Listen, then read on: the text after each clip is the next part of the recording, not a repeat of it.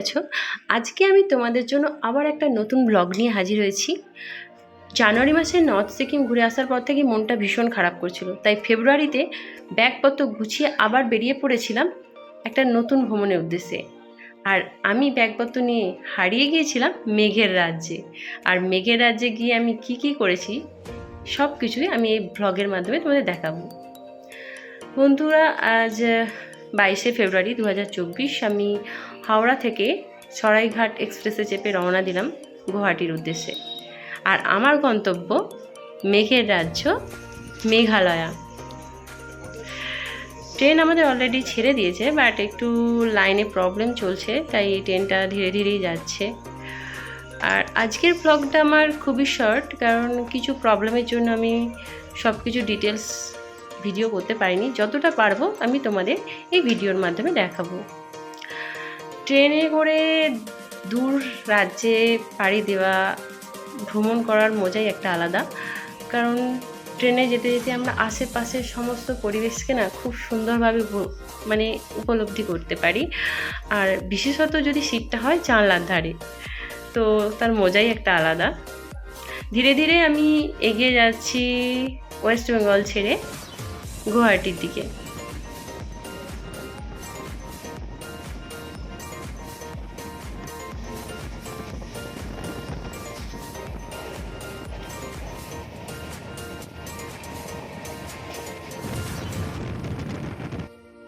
আজ কিন্তু সরাইঘাট এক্সপ্রেস ভীষণ দেরিতে চলছে। কালকে মর্নিংয়ে 10:30টায় গুয়াহাটি পৌঁছানোর কথা, বাট মনে হচ্ছে হয়তো পৌঁছাতে পৌঁছাতে আমাদের বিকাল হয়ে যাবে।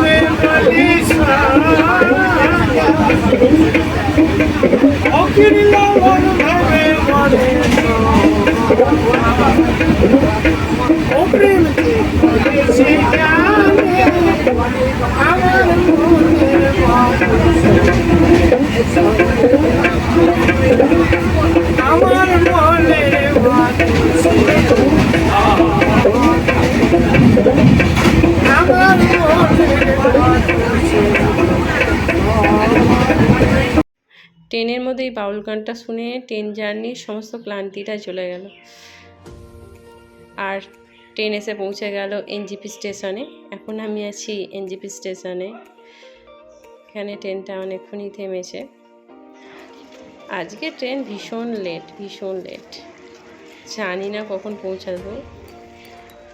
কালকে বোধহয় পৌঁছাতে আমাদের একদম সন্ধে হয়ে যাবে।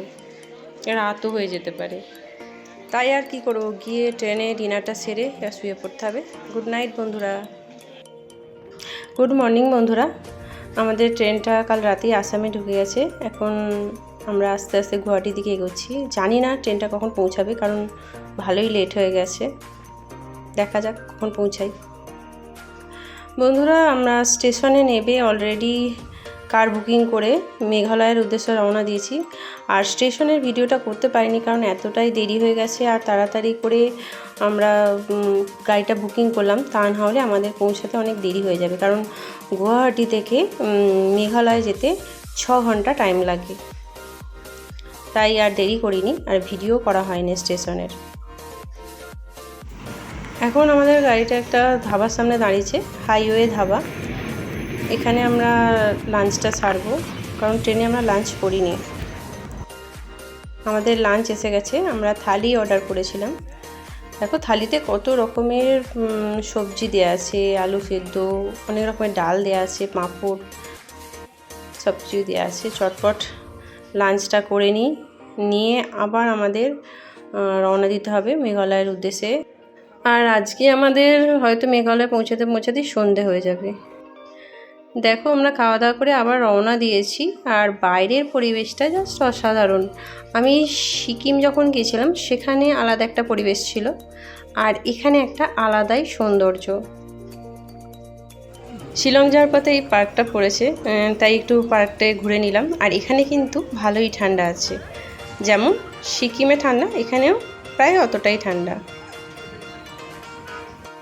গুড মর্নিং বন্ধুরা, আজ 24শে ফেব্রুয়ারি। আমরা খুব সকাল সকাল ঘুম থেকে উঠে রওনা দিয়েছি মেঘালয়ে।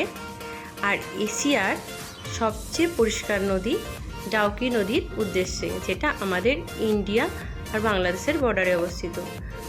আর বন্ধুরা, কালকে আমি তোমাদের ভিডিও সেভাবে দিতে পারিনি, হোটেলের ভিডিও, কারণ একটা অ্যাক্সিডেন্টের কারণে আমার সব ভিডিও যেই ফোনটায় ছিল সেটা ডিলিট হয়ে গেছে। আর বাকি যে ভিডিওগুলো ছিল সেগুলো আমি তোমাদের সঙ্গে শেয়ার করছি। এখানে কিন্তু পাহাড়টা সম্পূর্ণ আলাদা। আমরা সিকিমে একরকম পাহাড় দেখেছিলাম, এখানে সম্পূর্ণ অন্যরকম।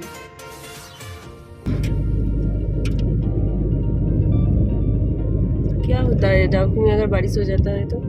पूरा पानी आपको बढ़ जाता है, आपको क्लीन रिवर देखने नहीं मिलेगा।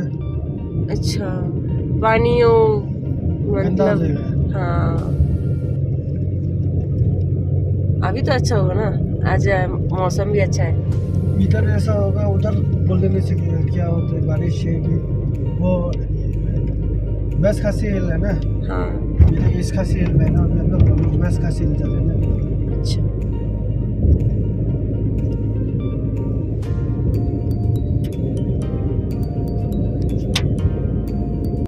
ড্রাইভার দাদার কাছে শুনলাম যে যদি ডাউকিতে বৃষ্টি হয় তাহলে কিন্তু আমরা ডাউকি নদীর জলটা পরিষ্কার দেখতে পাবো না। মানে ডাউকি নদীর জলটা বৃষ্টি হলেই ঘোলা হয়ে যায়। আর এখানে ওয়েদার বিভিন্ন জায়গায় বিভিন্ন রকম। যেমন আমরা যখন শিলং থেকে বেরোচ্ছিলাম তখন কিন্তু ওয়েদার একদম পরিষ্কার ছিল, আকাশ একদম রৌদ্রোজ্জ্বল ছিল। আর এখন কিন্তু সম্পূর্ণ আলাদা, মানে পুরো চারিদিকটা মেঘে ঢেকে গেছে, রাস্তার ওপর মেঘ ভেসে চলে আসছে। যত এগোচ্ছি আস্তে আস্তে রাস্তার ওপর মেঘ পুরো ঢেকে যাচ্ছে। দেখো সামনের দিকটা, মানে আমি যে ভিডিওটা করছি সামনের রাস্তাটা পুরো মেঘে ঢাকা, মানে দেখলে মনে হবে শীতকালে কুয়াশায় ঢেকে গেছে, বাট এটা কুয়াশা নয়, এটা মেঘ।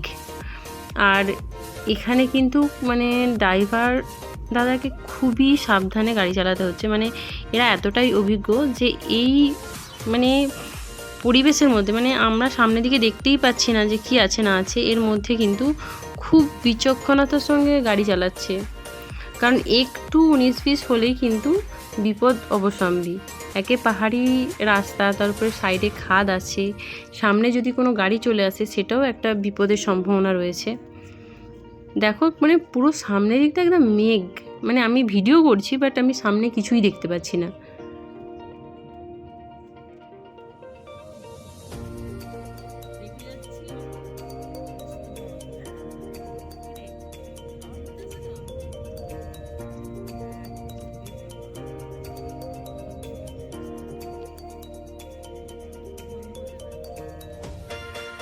অবশেষে মেঘ কেটে গেছে, আর ভগবানকে ডাকছিলাম এতক্ষণ যেন মেঘটা কেটে যায়।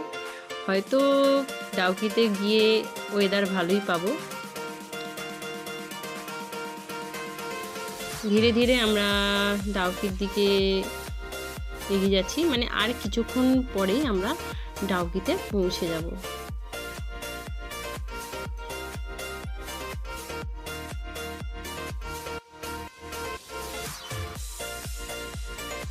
ড্রাইভারদা বললেন আর জাস্ট কয়েক মিনিট পরেই আমরা ডাউকি পৌঁছে যাব, তাই আমার মনটা ভীষণ খুশি হয়ে উঠেছে। আর এখানে ওয়েদারটা চারিদিকটা একদম সবুজ সবুজ আর একদম দারুণ ওয়েদার। হ্যালো বন্ধুরা, অবশেষে আমি ডাউকি নদীতে পৌঁছে গেছি। আর দেখো এই এত এদিকে উঁচু পাহাড় থেকে আমি সিঁড়ি ভেঙে এই যে নিচে ডাউকি নদীতে পৌঁছেছি। আর আমার পিছনে সারি সারি নৌকা দাঁড়ানো, এই একটা নৌকা ভাড়া করেই আমরা নদীর ওই দিকে, মানে যেখানে নদী উৎপত্তি হয়েছে সেদিকে একটা ছোট দ্বীপ মতন আছে, ওখানে পৌঁছে যাব। এদিকে আমাদের ইন্ডিয়া, আর এই যে একটা সেতু, এই সেতুর ওপর দিয়ে ওই যে ওদিকে ওই বাংলাদেশে যাওয়া যায়, যদিও আমাদের দিকে যেতে দেবে না। এই সেতুর ওপর দিয়ে ইন্ডিয়া থেকে বাংলাদেশ আর বাংলাদেশ থেকে ইন্ডিয়ার মালপত্র আমদানি রপ্তানি হয়।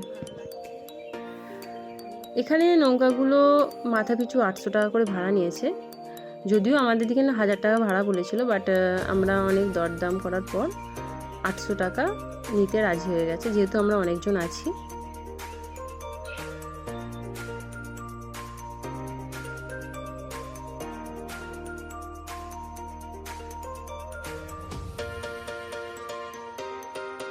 মাঝখানে জলের গভীরতাটা অনেকটাই বেশি ছিল, বাট যতই এগোচ্ছি ততই কিন্তু আস্তে আস্তে জলের গভীরতাটা কমছে। যত এই দ্বীপটার কাছাকাছি যাচ্ছি ততই কিন্তু জলটা আস্তে আস্তে স্বচ্ছ হচ্ছে। একদম দেখো জলের নিচে পর্যন্ত দেখা যাচ্ছে, নিচে মাছ যাচ্ছে সেটাও দেখা যাচ্ছে।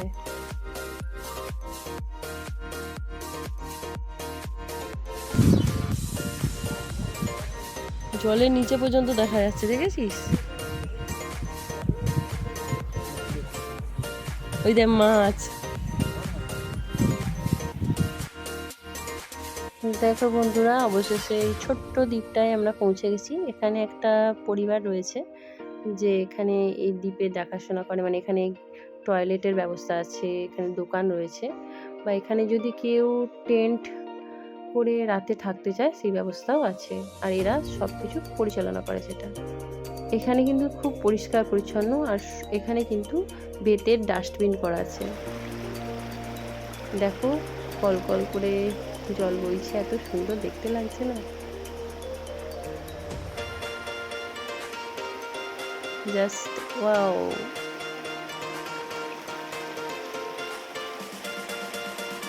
নদীর ধারা কলকল করে বয়ে যাচ্ছে।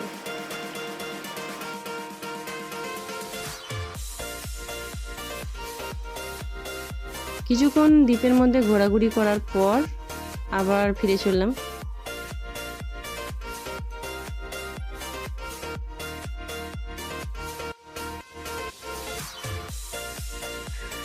ওইদিকে দ্বীপ থেকে ঘুরে এদিকে চলে এলাম।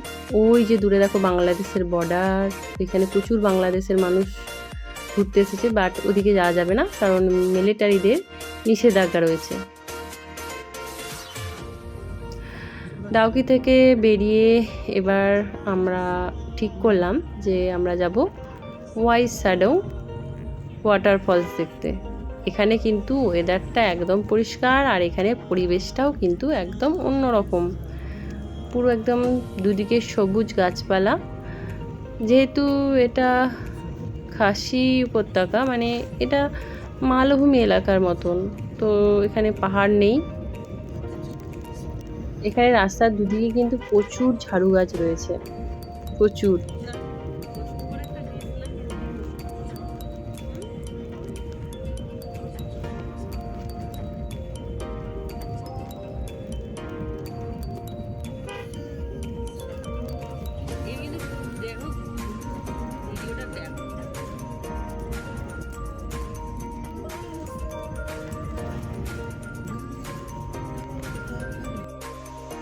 ডাউকি যাওয়ার পথেই ওয়াটারফলসটা পড়লো, তাই এখানে দাঁড়িয়ে একটু সৌন্দর্যটা উপভোগ করে নিলাম আর বেশ কয়েকটা ভিডিও বানিয়ে নিলাম।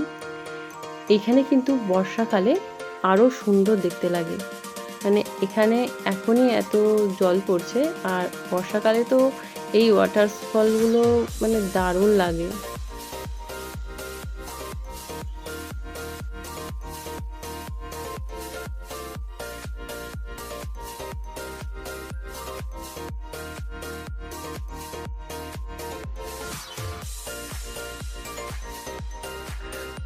আবার বেরিয়ে পড়লাম ওয়াইসাডংয়ের উদ্দেশ্যে। ওয়াইসাডং ওয়াটারফলসটা 3টে স্টেপে নিচে নেমেছে, এটা শুনলাম ড্রাইভারের মুখে। আর দেখা যাক ওখানে গিয়ে কতটা সুন্দর দেখতে লাগে। এখানে কিন্তু পুরো মালভূমি উপত্যকা, কোনো পাহাড় নেই কিন্তু এখানে।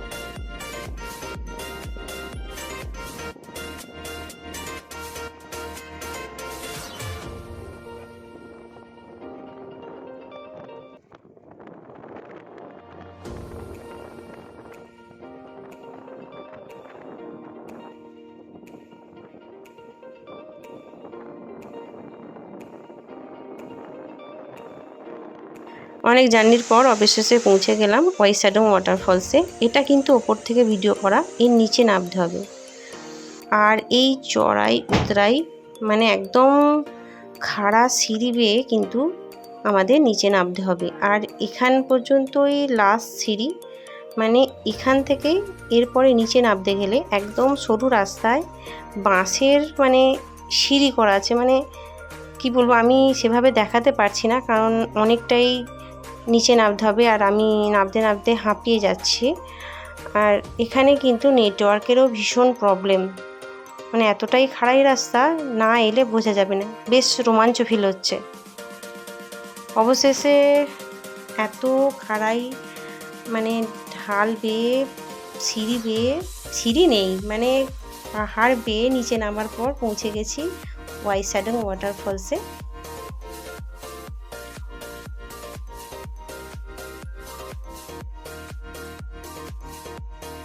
এখন যেহেতু শীতকাল তাই ওয়াইসাডং এই জলপ্রপাতটায় জলের পরিমাণ একটু কম আছে। এটা কিন্তু বর্ষাকালে পুরো মানে ভরপুর হয়ে থাকে, একদম প্রচুর, মানে ঝর্নার যে স্পিডটা ভালোই থাকে আর খুব সুন্দর দেখতে লাগে। বাট এটা কিন্তু তখন আর নিচে নেমে দেখা যায় না, কারণ জল পড়ার কারণে বর্ষাকালের জন্য যে নিচে নামার সিঁড়িগুলো সেগুলো পিচ্ছিল হয়ে থাকে।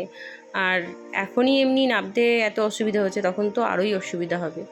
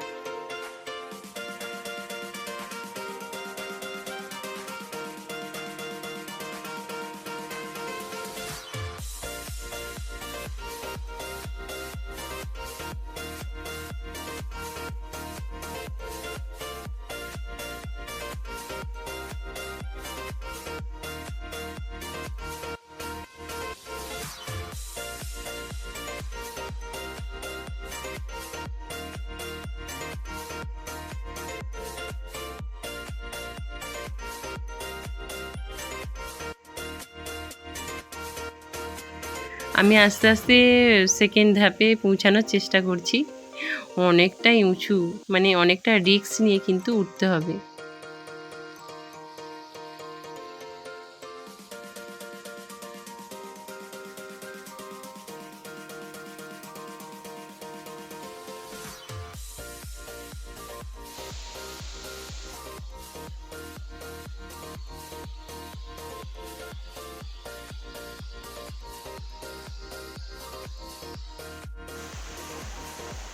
যেহেতু অনেকটা নিচে নেবে এই ঝর্ণাটায় পৌঁছাতে হয়, সেহেতু নিচে কিন্তু সূর্যের আলোটা সেইভাবে পৌঁছায়নি। মানে নিচেটা প্রায় একটু অন্ধকার অন্ধকার মতন, একটু স্যাঁতস্যাঁতে টাইপের। দেখো আমি একদম উপরে উঠেছি, এইটা কিন্তু সেকেন্ড ধাপ, এর নিচে আরেকটা ধাপ আছে।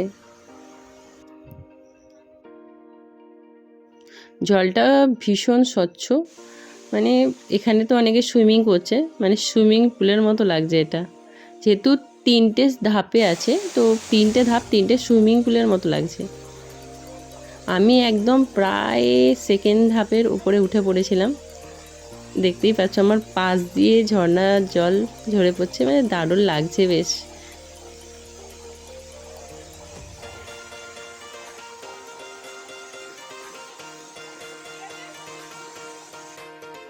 এখানে আবার একটা ছোট্ট কেভ রয়েছে।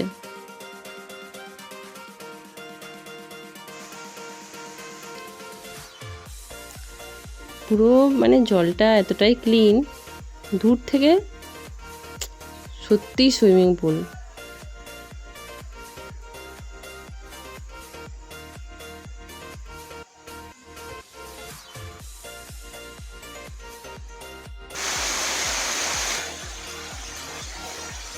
আমি ওয়াটারফলসের একেবারে সেকেন্ড ধাপে পৌঁছে গিয়েছিলাম। যদিও এখানে কোনো নেটওয়ার্ক নেই, এমনি ভিডিও বানিয়ে নিলাম আর কয়েকটা ছবি তুলে নিলাম, পরে এগুলো গান দিয়ে সেট করে নেব। তারপরে আবার রওনা দিলাম শিলংয়ের উদ্দেশ্যে। আজকে রাতে শিলংয়ে স্টে করব, আর কালকে গুয়াহাটির উদ্দেশ্যে রওনা দেবো। আর বন্ধুরা, টাটা, আবার তোমাদের সঙ্গে দেখা হবে আমার নেক্সট ব্লগে। নেক্সট আবার আমি হাজির হব নতুন কোনো জায়গার ভিডিও নিয়ে। ওকে বন্ধুরা, টাটা।